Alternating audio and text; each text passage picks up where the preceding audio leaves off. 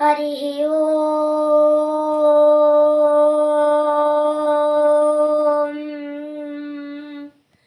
हरिः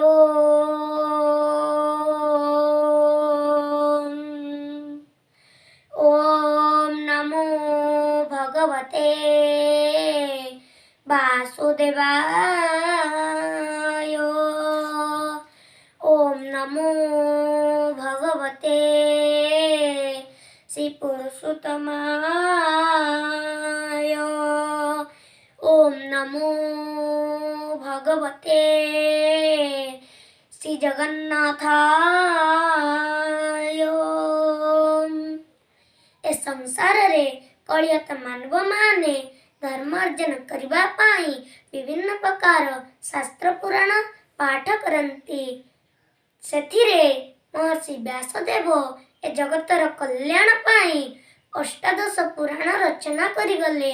से सेथिरे मात्र दुईटी कथा कहिगले। अष्टादश पुराणेषु व्यासस्य वचनद्वयं परोपकार पुण्याय पापाय परपीडनम। तेणु हे कलियत मानव माने जेते पारुछंती परर उपकार करंतु, पर को पीड़ा दियंतु नहीं।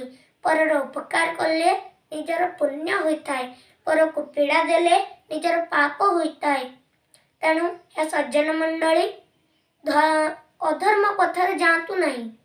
आपण माने सबु बेले धर्म पथरे जातु। धर्म पथरे गले आपण मानकर पुण्य होइताय। अधर्म धर्म पथरे गले भगवान एवं भगवान संतुष्ट हुअन्ति।